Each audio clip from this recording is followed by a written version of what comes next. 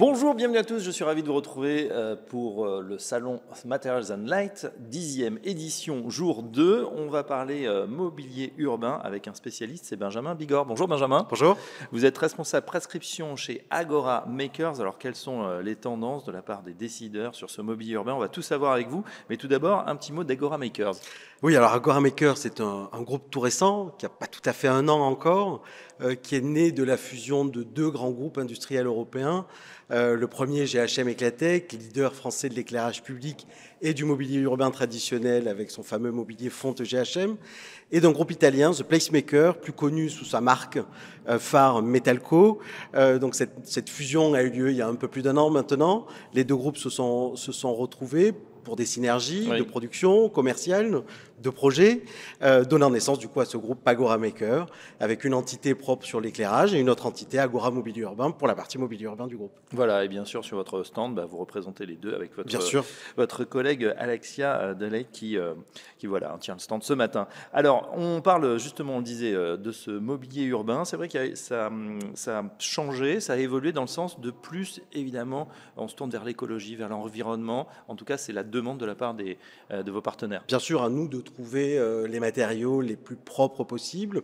Et outre le matériau de base, la matière première, essayons de trouver des procédés industriels qui nous permettent de les valoriser au mieux, avec le moins d'énergie possible, le moins de travail possible, et livrer un produit qui va avoir un bilan carbone le plus bas à chaque fois. Oui, et vous me disiez aussi le moins d'entretien, parce qu'on sait que les collectivités locales elles sont un peu serrées en termes de... Travailler un bilan carbone sur un simple produit qui serait...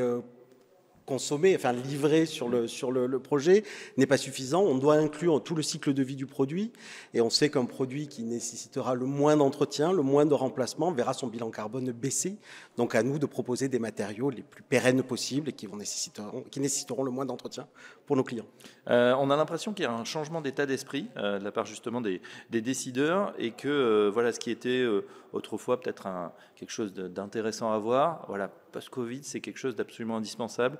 Justement, ce retour vers l'écologie, ce retour vers les matières nobles, on ne les cache plus. On ne les cache plus, non, on les met en avant. On les met en avant parce qu'on se rend compte que nos déchets du quotidien peuvent être mis en avant sur ces nouveaux matériaux. Exemple, on vient de signer un partenariat avec les verreries de Murano sur le Lido de Venise. Les verreries de Murano produisent énormément de déchets parce qu'ils ont énormément de rebut dans leur production. On arrive à récupérer ces déchets-là, les revaloriser et remplacer les agrégats de pierre, par exemple, que nous utilisons dans nos bétons pour fabriquer nos bancs et banquettes au quotidien. On remplace ces agrégats de pierre par ces déchets de verre. Et du coup, on va les montrer parce que c'est du verre coloré, c'est du verre qui est beau, c'est du verre un peu translucide. Et ça montre tout l'attrait pour l'écologie, du coup, pour cette virtuosité de l'utilisation de matières premières secondaires ou de déchets qui nous permettent de faire du beau mobilier.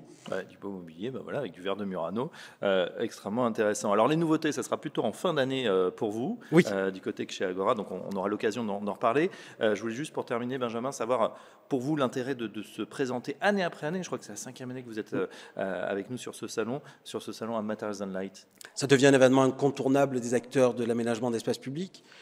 Nos prescripteurs au quotidien, paysagistes, architectes, VRD, designers et concepteurs lumière pour la partie éclairage, sont de plus en plus nombreux chaque année. Donc à nous d'être là si on veut pas rater le train. Et ça devient un bel événement. Connu et reconnu chaque année, donc on se doit d'être là également. Et voilà, avec les prescripteurs, et puis en plus un moment festif également, mais il faut être en forme pour ces 2 jours, bien évidemment. Exactement. Merci Benjamin Bigorre, Merci à vous. Je rappelle que vous êtes responsable prescription chez Agora Makers, et à très bientôt sur Materials and Light. Merci.